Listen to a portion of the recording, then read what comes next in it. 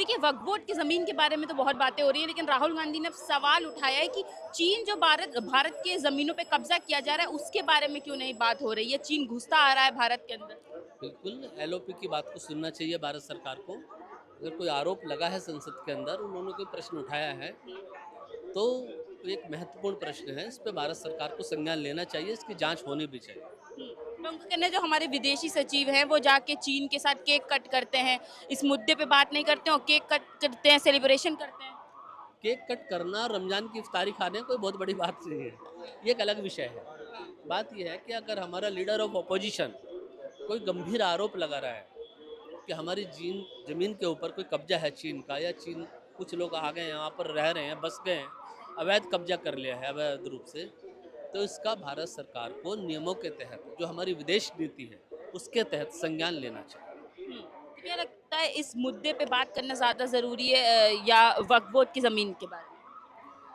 देखिए, चूंकि वक्फ बोर्ड जो है भारत का मसला है, तो मुझे ये लगता है कि फ़िलहाल वक्फ बोर्ड के ऊपर बात करना बहुत ज़्यादा ज़रूरी है, क्योंकि हमारे भारत के अंदर जैसे हमारी राजनीति का स्वरूप बदल रहा है, वोटों की जो है वोट बैंक की राजनीति के हिसाब से हर पार्टी ये चाहती है कि मेरा वोट मैं किसी भी तरह से साम दाम दंड भेद अपनाकर हर पक्ष के वोट को अपने पक्ष में कर सकूं। जाति धर्म संप्रदाय वो भूल जाते हैं उस टाइम। जहाँ तक अभी वक्फ बोर्ड का सवाल है, देखिए भारत के अंदर वक्फ बोर्ड आज से नहीं है, आज़ादी के टाइम से। जब अंग्रेज यहाँ पे शासन करते थे, कुछ ज़मीनें वो दे गए थे अंग्रेज जो अब आए थे यहाँ पर, तो उन्होंने देखा कि भारत के अंदर हिंदू मुस्लिम समाज के लोग रहते हैं। उस समय बंटवारे की भी राजनीति देश में हुआ था, 2 पार्टीशन हमारे हो गए थे, एक हिंदुस्तान बन गया था, एक पाकिस्तान बन गया। तो कुछ चीज़ें ऐसी सोची गई थी कि जो मुस्लिम समाज के गरीब, वंचित, शोषित, पीड़ित, जो गरीब तबके के लोग हैं, वो अपना भरण पोषण कैसे करेंगे, तो एक बोर्ड का गठन कर दिया गया। बाद में उस बोर्ड को वक्फ बोर्ड का नाम दिया गया। जैसे जैसे समाज का परिवेश बदला, जनसंख्या में परिवर्तन आया, वैसे वैसे 26 जनवरी 1950 को हमारा भारत का संविधान लागू हुआ, और भारत के संविधान के तहत जनसंख्या की भौगोलिक आधार पर, उनकी आर्थिक परिस्थिति के आधार पर सारे कानूनों के अंदर सभी समाज के यथावत परिवर्तन किए गए, जो उस समय की परिस्थितियां थी। समाज आगे बढ़ा, जनसंख्या बढ़ी, भौगोलिक स्थिति हमारी परिवर्तित हुई। उसके बाद भी कई बार हमारा वक्फ बोर्ड के अंदर, वक्फ जो एक्ट है हमारा, इसके अंदर अमेंडमेंट किए गए। आज जो वर्तमान के अंदर 2025 में वक्फ बोर्ड अमेंडमेंट बिल 2025, जिसका नाम बदलकर उम्मीद कर दिया गया है। भारतीय जनता पार्टी ने पिछले 10 वर्षों में नाम बदलने के अलावा कोई नया काम नहीं किया है। कभी इन्होंने शहरों के नाम बदले, कभी इन्होंने रेलवे स्टेशनों के नाम बदले, कभी इन्होंने बाजारों के नाम बदले, कभी इन्होंने सड़कों के नाम बदले, अब इन्होंने एक्ट का नाम बदल दिया, वक्फ का नाम बदलकर इन्होंने उम्मीद कर दिया है। तो ये मुसलमानों के लिए ना उम्मीद एक्ट है, क्योंकि आज आप ये कहते हो संसद के अंदर कि हमें वक्फ बोर्ड अमेंडमेंट बिल 2025 इसलिए लाना पड़ा है क्योंकि इस एक्ट के अंदर, इस बोर्ड के अंदर, इस वक्फ बोर्ड के अंदर भ्रष्टाचार हो रहा था। यहाँ के जो वक्फ बोर्ड के चेयरमैन थे, सीईओ थे, जो मेंबर्स थे, वो गरीब तबके को जो योजनाओं का लाभ मिलना चाहिए था, वक्फ बोर्ड की संपत्तियों का लाभ मिलना चाहिए था, वक्फ बोर्ड से कमाई हुई धनराशि का जो लाभ मिलना चाहिए था, वो नहीं मिल रहा था। तो मेरा एक ही सवाल है भारतीय जनता पार्टी की मोदी सरकार से, जो अल्पमत की सरकार है, कि 2014 से लेकर 2019 तक और 2019 से लेकर 2024 तक, माननीय प्रधानमंत्री जी, जब भारतीय जनता पार्टी की पूर्ण बहुमत की सरकार देश के अंदर स्थापित थी, और आपको पता था कि वक्फ बोर्ड के अंदर मुसलमानों का शोषण किया जा रहा है, भ्रष्टाचार किया जा रहा है, इन 10 वर्षों के अंदर आपने एसी कमरे में बैठकर, बड़े से एसी हॉल में सीबीआई को बुलाया, ईडी को बुलाया, क्राइम ब्रांच को बुलाया, और आपने एनआईए को बुलाया, जितनी भी बड़ी बड़ी जांच एजेंसियां हैं सबको बुलाया, यहाँ तक कि दिल्ली पुलिस को भी बुलाया, और आपने क्या बोला? भारतीय जनता पार्टी की भ्रष्टाचार के ऊपर जीरो टॉलरेंस की नीति है। जिन्होंने लूटा है उनको लौटाना पड़ेगा, न खाऊंगा ना खाने दूंगा। 10 साल तक जो आरोप आज आप लगा रहे हो, अगर 10 साल तक वक्फ बोर्ड के लोग वक्फ बोर्ड को लूटते रहे, खाते रहे और आप धृतराष्ट्र बनकर आंखों पे पट्टी बांधकर कुंभकर्ण की नींद सोते रहे, आपको याद नहीं आई कि वक्फ बोर्ड के अंदर भ्रष्टाचार किया जा रहा है? आज 2025 में जब बिहार के अंदर चुनाव आ गया, तब आपको याद आ गई कि हाँ, मुसलमानों का हमने साथ देना है। अरे आप वो लोग हो जो कहते थे कपड़ों से पहचान लेंगे। ये वो जमात है जो ज्यादा बच्चे पैदा करती है। सबसे ज्यादा आपने कितनी बड़ी बड़ी बातें करी हैं, कितने बड़े बड़े इल्जाम लगाए हैं आपने चुनावों को साधने के लिए ऐसे ऐसे बयान दिए, जहरीले बयान दिए, ऐसे ऐसे नफरती बयान दिए। कटोगे तो बटोगे, उससे भी दिल नहीं भरा तो कह दिया एक है तो सेफ है। अगर एक है तो सेफ है, ये 2014 से लेकर 2024 तक एक है तो सेफ नहीं थे, ये बट रहे थे, ये कट रहे थे। आज मुसलमानों में ही मुसलमानों की तुष्टीकरण की राजनीति करने आप बिहार के चुनाव को लेकर आ गए हो। यह प्रश्न है हमारा।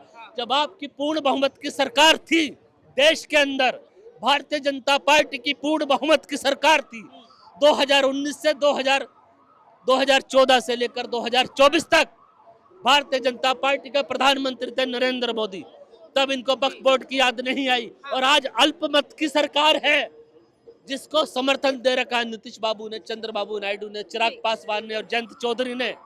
आपको मुसलमानों के वक्फ बोर्ड पे, इनके अमेंडमेंट के ऊपर राजनीति के 4 बलि के बकरे चाहिए थे, वो आपको मिल गए।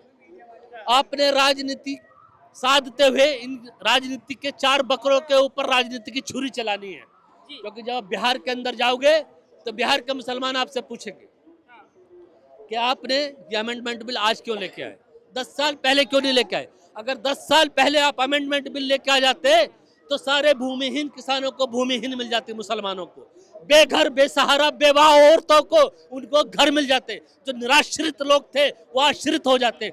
लेकिन आपने ऐसा नहीं किया, आप वोट बैंक की राजनीति साधते रहे और आप ये चाहते थे कि भारतीय जनता पार्टी का नाम बदनाम ना हो।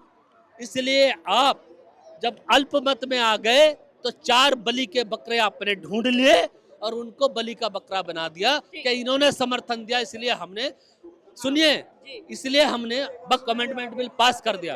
और भूलिएगा मत नीतीश कुमार जी, मैं आपको खुले मंच से चेतावनी दे रहा हूं, बिहार की जनता के बीच जब आप जाएंगे ना वोट मांगने अक्टूबर 2025 में या नवंबर में 2025 में, नीतीश कुमार जी आप वो व्यक्ति हो जो जालीदार टोपी पहनकर मुसलमानों के बीच गए थे, मुसलमानों के रोजों के शाम के टाइम आपने इफ्तारी खाई थी और मुसलमानों को वादा करके आए थे कि वक्फ बोर्ड के खिलाफ हम कोई भी कदम नहीं उठाएंगे, और आपने चुपचाप भारतीय जनता पार्टी को समर्थन दे दिया। क्योंकि ये जो बिल है अमेंडमेंट बिल, ये कोई गठबंधन की सरकार नहीं लेकर आई, ये भारत सरकार का अल्पसंख्यक मंत्री लेकर आया है, जिसकी जवाबदेही सिर्फ भारतीय जनता पार्टी। जी अच्छा, लेकिन देखिए मोदी जी को ये भी तो पता है ना कि 4000 स्क्वायर एकड़ जमीन जो है चाइना कब्जा कर चुकी है, तो उस पे बात कब करेंगे प्रधानमंत्री? मैंने कहा ना कि अगर लीडर ऑफ ऑपोजिशन ने कोई प्रश्न उठाया है तो उसकी गंभीरता को समझना चाहिए। लेकिन चूंकि अभी भारत का मुद्दा है, ये भारत के मुसलमानों के सम्मान की बात है। पर राहुल गांधी का कहना है कि इस मुद्दे को छुपाने के लिए मुद्दा लाया जाए। नहीं, छुपाने के लिए तो आप कह सकते हो कि अमेरिका ने आज भारत के ऊपर 26% टैरिफ लगा दिए, इसको भी गुमराह करने की राजनीति की जा रही है। तो ऐसा नहीं है, आप किसी भी मुद्दे की आड़ में एक जो हमारा ज्वलंतशील मुद्दा है आप उसको नहीं छुपा सकते।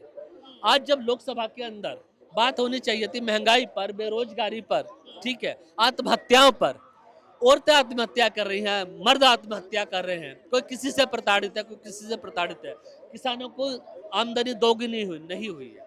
आज सिलेंडर 800 रुपए का है। आपने दिल्ली के अंदर देश की राजधानी में वादा किया 2500 रुपये हर महीना मिलेगा, नहीं मिल रहा। होली पे सिलेंडर फ्री मिलेगा, नहीं मिल रहा।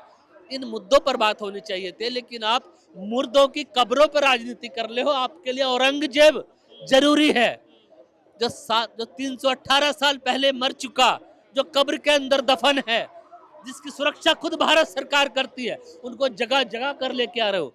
कभी औरंगजेब आएगा, कभी हुमायूं आएगा, कभी बाबर आएगा, कभी अलाउद्दीन खिलजी आएगा, कभी इन सड़कों के नाम बदले जाएंगे। भारतीय जनता पार्टी सिर्फ मुद्दों को गुमराह करती है, मुद्दों को गुमराह करके मुर्दों की राजनीति करती है, मुर्दों की कब्रों पर राजनीति करती है, नाम बदलने की राजनीति करती है।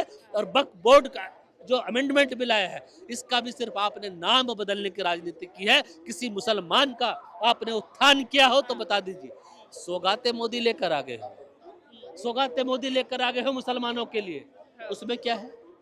एक साड़ी है, एक लुंगी है, 150 रुपए की साड़ी है, 100 रुपए की, 50-80 रुपए की लुंगी है, एक सिवैये का पैकेट है, 20 रुपए की चीनी है।